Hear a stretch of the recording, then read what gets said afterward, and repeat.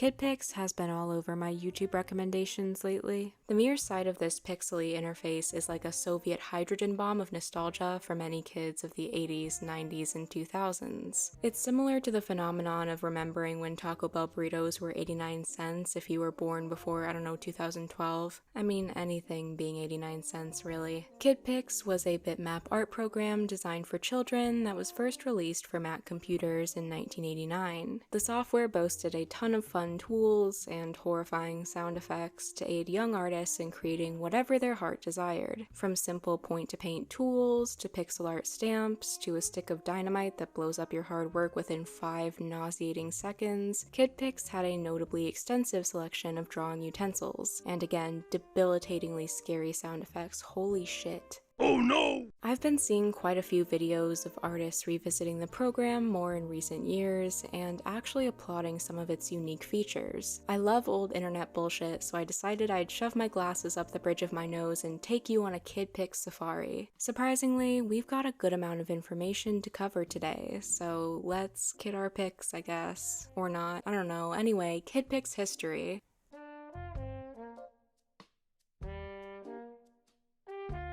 The hero of today's story is Craig Hickman, not to be confused with the Senator of Maine, Craig Hickman. Two different people here. I'm sure you're incredibly well versed on Maine senators and you were really confused. Craig Hickman was a college student in the early 1970s, studying fine art photography at the Evergreen State College in Washington. During his time there, he found a friend of his programming on a computer which would have looked something like this at the time. That thing has a soul, and I'm honestly not sure how I feel about that. I think it can feel pain. Hickman's buddy asked if he would like to give programming a shot, to which he said yes. In his own words, from an autobiographical KidPix origin article, he hasn't been the same since. He taught himself to code by studying up on a book of commands and created some silly little programs to pass time. In 1974, Hickman moved to Portland to pursue building a non-profit photo gallery called Blue Sky Gallery. However, this move revoked his access to a computer and put a lull in his coding hobby. That is, until he enrolled in graduate school at the University of Washington, where his professor got a hold of an Apple II microcomputer, which reignited his interest in programming. Hickman picked up his own flashy Atari 400, which was a big step up from what he was used to. This bad boy had sound features, graphical capabilities, and a lot of new ways to build programs, which he absolutely did. Coding with this computer sparked his interest in user interface, or UI, design, which makes a lot of sense when we look at the layout of KidPix. But anyway, put a pin in that, that's for later. In 1984, the Macintosh, the very same Macintosh from the intro, was released by Apple. This computer was a big deal. When it was first released, the New York Times described it as revolutionary, even though it kinda ran like a 30-year-old unethically bred pug. But it was the idea of what it could do. It's thought to have popularized the graphic interface, and details like font variety and ease of use made it an eventual star. Craig Hickman saw these capabilities and jumped in, leaving his sweet baby Atari in the dust to learn to program on Mac. He created a few simple projects, such as Fido, a little computer dog who talked in graphics, and Company, a desk buddy that showed a simple face so you weren't alone while you worked. The Macintosh came with its own art program called Mac Paint, which was a raster graphics editor that may look pretty familiar to you. This program allowed you to draw freely with brushes of different thicknesses, use shape tools, apply patterns, and even lasso and move pieces of your drawing.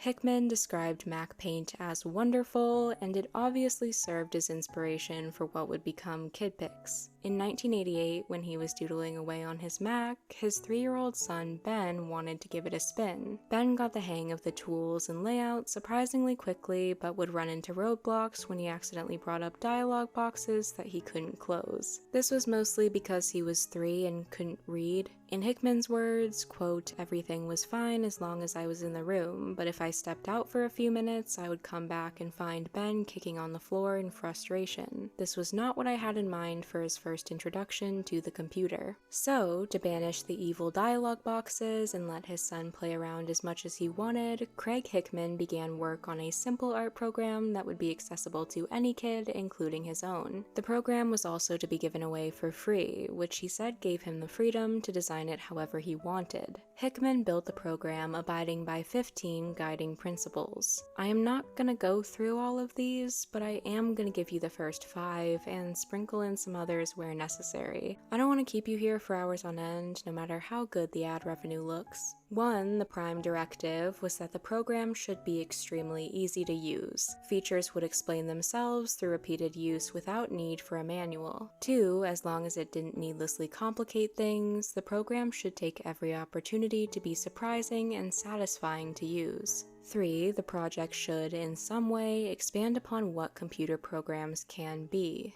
4. The end result should be open-ended, and users would be able to modify graphics. 5. Our last commandment for now states it should have plenty of options, but not a disorienting amount. He specifically mentioned omitting pull-down menus since his son struggled with using them. As Hickman developed the program, his son Ben was his main consultant and helped to iron out any changes that needed to be made. He recalls taking a few computers to Ben's preschool to have his class test out KidPix, and within a couple minutes, he had a laundry list of UI changes to patch up. Before Hickman had even finished the project, Mac decided to throw a wrench in his devious plans and release the Color Macintosh. If you've been looking at the screen, you may have noticed that the original KidPix was in full black and white, as it, had to be. This new machine meant that a colorful version of the program was now a possibility, and of course, Hickman committed to making it real. What's art without a little color, This newfangled version would be a paid product, while the black and white KidPix remained free. KidPix Professional, as it was jokingly called, would retail for $25. But first, the release of the original one in 1989. This program is a fantastic example of being exactly what the creator set out to do. It has many of the features seen in Mac Paint, but with a markedly easier navigation system and plenty of fun elements. Buttons were changed to be more visually exciting, like the undo button being a shocked bald dude and the lasso tool a moving truck. Whimsy, silliness, a dandelion floating in the wind, snow cone syrup and such things, you get it. It also featured a variety of adorable, pre-made stamps to blot around the page. This was another one of the 15 commandments from earlier. Kids love little guys that you can put wherever you want, and so they shall be present. Fun patterns that could be used with the fill tool, neat spray paint splotches, and lettering stamps were also hallmarks of the first iteration of KidPix. Again, this was a free version that was distributed to anyone who wanted it. However, it showed an ad for the color version stating that it would come out in the summer of 1990. KidPix Professional was our introduction to color, but that wasn't the only new thing it boasted. Hickman said that he figured out the basics of color conversion in a day or so, which left time for him to focus on adding new features. Some notable ones were the previously mentioned terrifying sound effects, a Spanish language version of the alphabet stamps, more brushes, and hidden pictures. Oh yeah, KidPix was known for sneaking in multiple hidden pictures, which jump scared me while I was filming the footage for this. KidPix Professional also adapted to individual monitor sizes and display colors, so the program could also work in black and white, and larger computer screens meant larger canvases. There was also the mixer tool, which added an effect to the entirety of your work. KidPix Professional's original price of $25 is equivalent to about $61 now, so the price of a Switch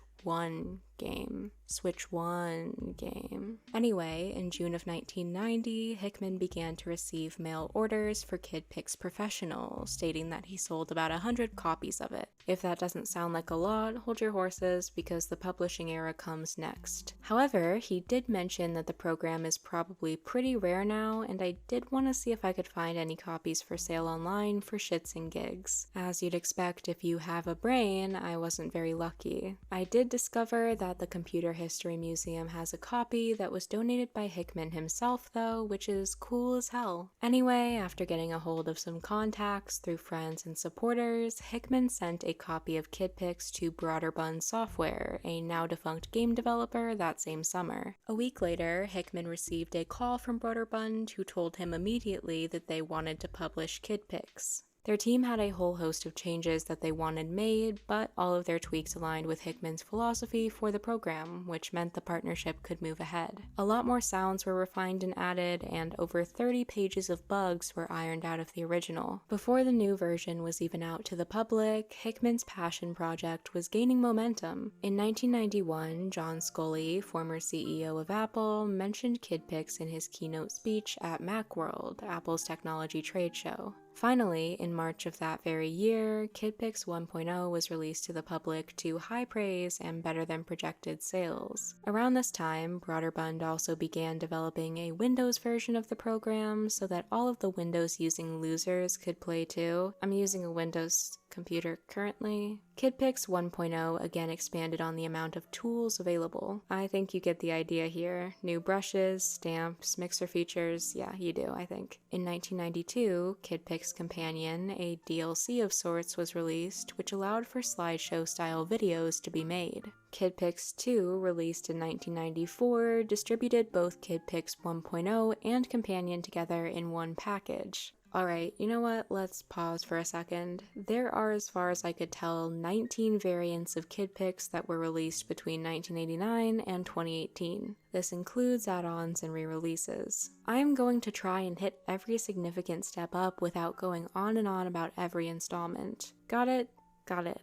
KidPix Studio, which Broderbund pushed out in 1995, is a well-known addition due to its animation capabilities and additional programs that complemented the original. These were known as Moopies, Stampomator, and Digital Puppets. Moopies was a version of the main program with a smaller canvas that allowed for the use of animated rubber stamps and wacky brush items. Stampomator was similar to both of these, except you could drag stamps on a path to animate them, similar to what you can do now in the devil's favorite website, Canva. These animations would play on a loop, following the same pattern over and over. Digital Puppets were, get this, digital puppets that you were able to give different facial expressions and movement animations. You could also add sounds and music to your puppet performance if you wanted. Of course, new brushes and stamps were also available. A deluxe version of KidPix Studio followed in 1998, which had some small UI changes and a text-to-speech feature for text on artwork. Broderbund was acquired by the Learning Company after the release of Studio Deluxe, and the title was re-released under their name in 1999. KidPix Deluxe 3 was an entirely different beast from every previous version. It was a full overhaul visually, now sporting a 3D bubbly interface and brand new sound library. Arriving to the public in 2004, this may be the KidPix you're familiar with if you weren't kicking in the 90s. This program came with a library of pre-made backgrounds you could build upon, both static and animated clip art, and a sound library to coincide with said clip art. Most of the features from Studio died with it, but the slideshow feature remained intact. KidPix Deluxe 4, also released in 2004, updated the interface to harken back a bit to the original KidPix style. The text tool received a font menu, the entire experience was cleaned up, and a library of video tutorials for different tools was added. KidPix Deluxe 3X was not a follow-up to KidPix Deluxe 4, and instead a new version of Deluxe 3. The version had compatibility with Apple's iLife app line, including iMovie, GarageBand, and the Photo app. It also gave users the option to export projects into an iPod video format. 3X was the first series installment to be published by Software McKeeve, a developer that still owns the IP to this day. I might have pronounced that wrong. KidPix Deluxe 3D, which is not 3X or 3, was released in 2010 and served as much more of a video creation tool. It had the option to add narration to projects and export them to an MOV file. 3D animations and backgrounds were also included, hence the name. Projects could be exported to 3D, which would create anaglyph images that worked with red and blue 3D glasses, just like those paper guys at the movies. Last but not least, we have KidPix 5, the Steam edition, which came out in 2018.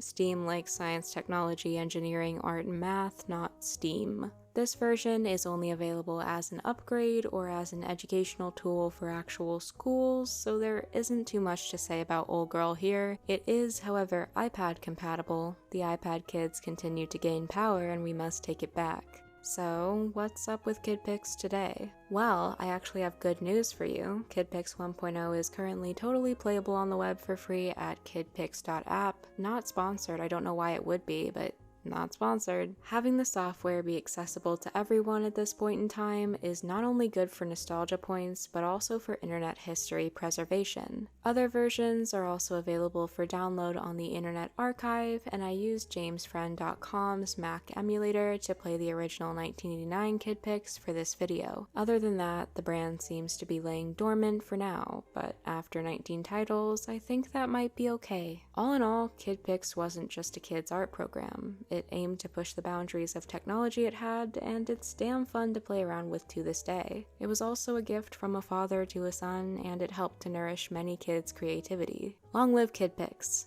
Thank you guys so much for watching this video. I really appreciate it, and I will see you guys next time. Thank you to all of my members. Stay safe, stay wonderful, my friends, and goodbye.